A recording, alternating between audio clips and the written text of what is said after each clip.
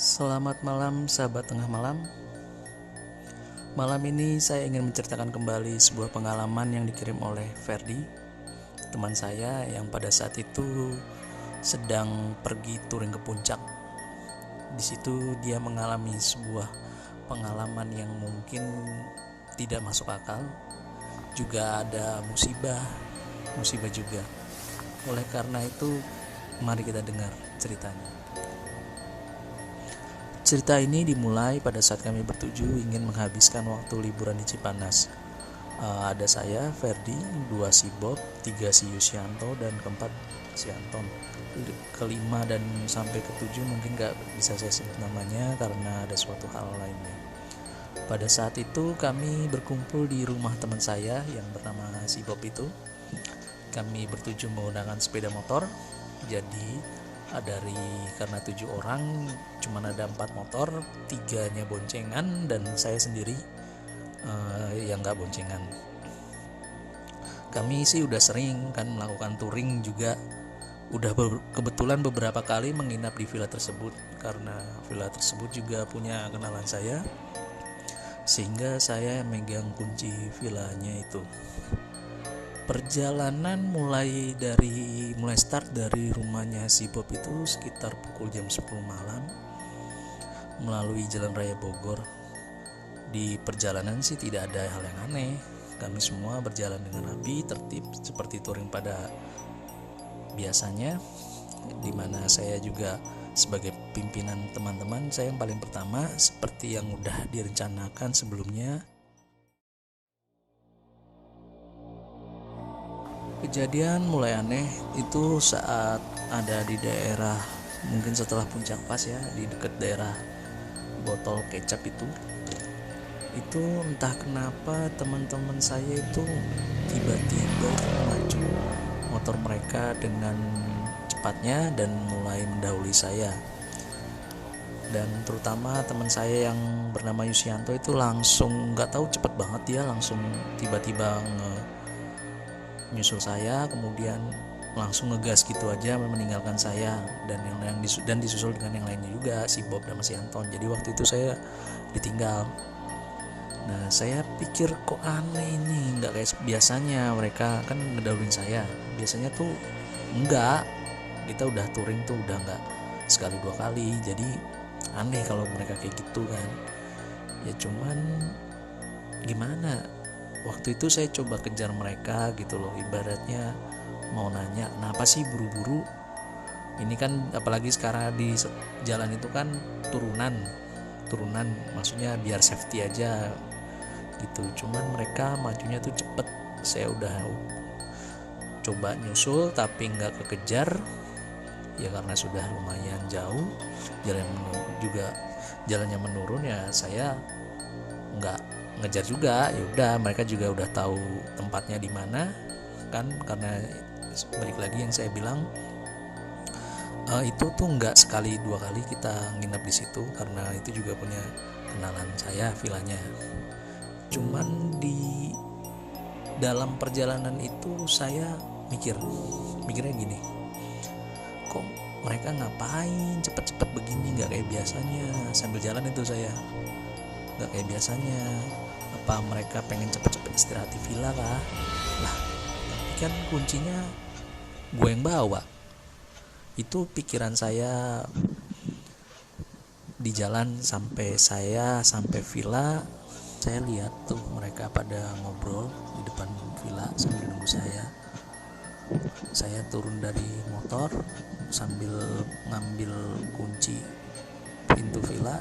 Saya tanya nih sama mereka nih, lu ngapain sih kalian buru-buru amat, kan kuncinya di gue. Apa sih lo, Fer? Jelas-jelas lo yang ngebut. Gue mah ngikutin di depan gue. Nah, denger omongan kayak gitu kan gue kaget.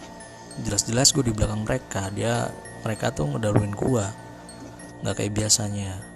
Nah, gue makin kaget tuh saat si Yusianto bilang begini.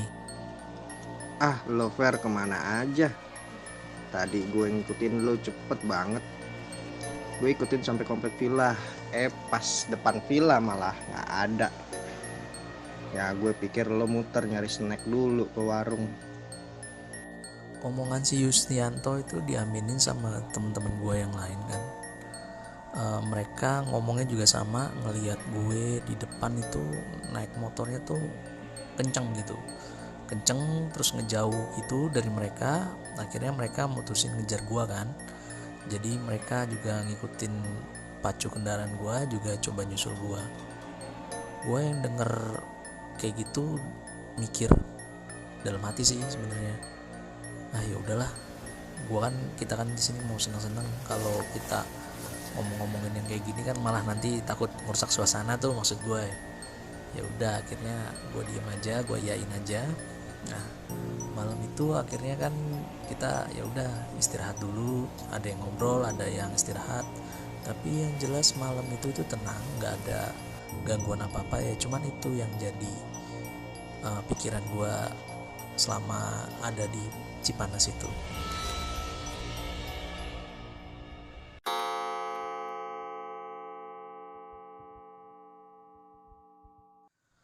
Besoknya kita pergi ke air terjun Cibodas. Seperti rencana kita memang pengen jalan-jalan di sana, mau ke air terjun Cibodas, Ciberium kalau nggak salah. Kami kesana berangkatnya agak siangan sih, sekitar jam 9-an. Di sono mandi, nyampe sono kan ngetrek juga sih sebenarnya, belum nggak langsung sampai gitu, ngetrek sejaman ya, sekitar jam 11-an sampai, mandi, berenang lah yang jelas, terus seneng-seneng ngobrol-ngobrol. Terus kita balik terus akhirnya mau turun ke Cibodas ini baru ada aneh. Nah, anehnya gini, anehnya itu si Yusianto ini mungkin udah firasat ya, dia tuh pengen naik motor sendiri, nggak kayak biasanya. Dia kan berangkat kan memang boncengan sama Anton. Cuman entah kenapa Yusianto bilang supaya si Anton itu naik ke gua, dia mau naik motor sendiri katanya si Yusianto. Ya udah, gue ngeboncengin si Anton kan, karena memang gue juga kosong, nggak bonceng siapa-siapa. Nah, saat turun di Cibodas kan turunan, jadi kan kita nggak perlu ngegas, jadi ibaratnya turunan kita nyantai aja. Pas nyantai mau turun ke villa naik motor, nah entah kenapa nih si Yusianto itu datang langsung ngedahuluin saya. Nah, saya kan kaget tuh pas lagi motoran, kaget terus ngelihat gelagat dia kayaknya agak kencengan gitu kan, namanya juga turunan kan. Terus gua teriak, Yus pelan aja turunan. Nah, gua teriak kayak gitu, nggak digubris, malah jalannya makin kenceng. Nah, pada saat itu gue ngelihat di depan tuh ada kayak minibus. Nah, gue depan ada minibus, itu agak jauh lagi, yang di bawahnya lagi ada mobil angkutan mau ke atas. Nah, mobil angkutan itu, nah ngelihat itu kan gue firasat gue nggak enak. Nah, gue coba ngejar si Yus itu, gue coba ngedeketin, terus gue teriak tuh, Yus, pelan aja Yus, jangan disalip oi, nggak sampai oi, Yus, pelan aja.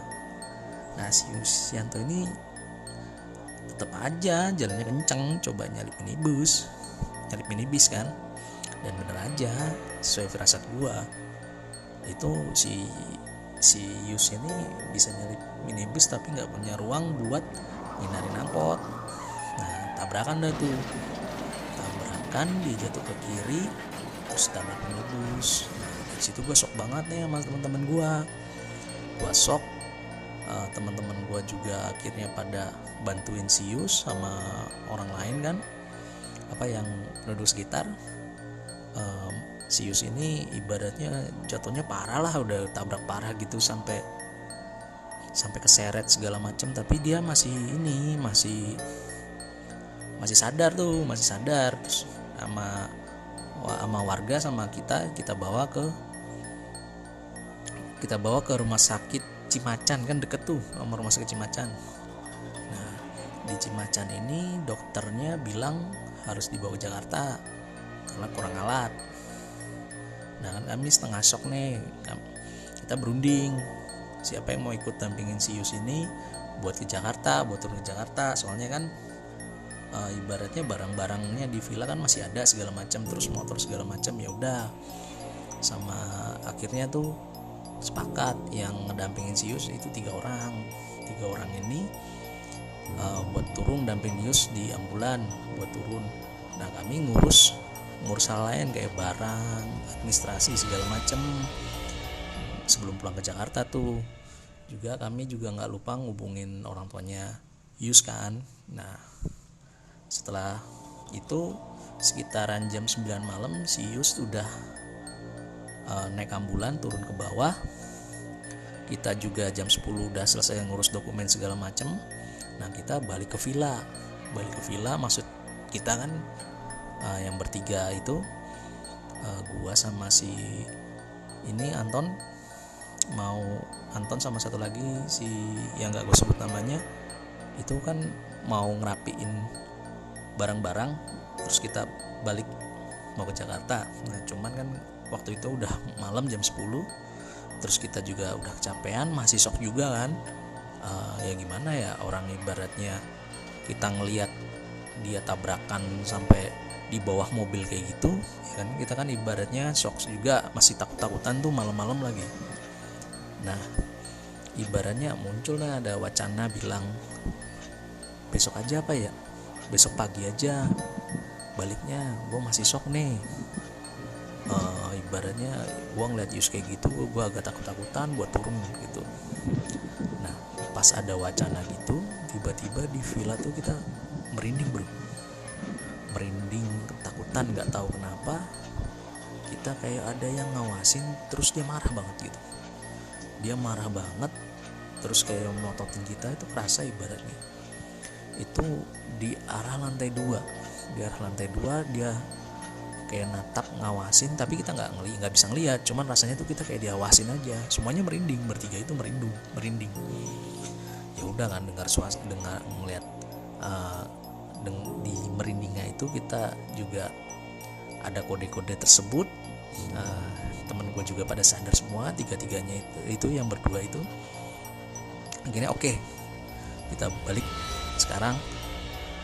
sekarang soalnya kita juga punya masalah, bukan masalah sih, ibaratnya kita punya tanggung jawab kita minta maaf sama orang tuanya Yus, sebagai bentuk tanggung jawab.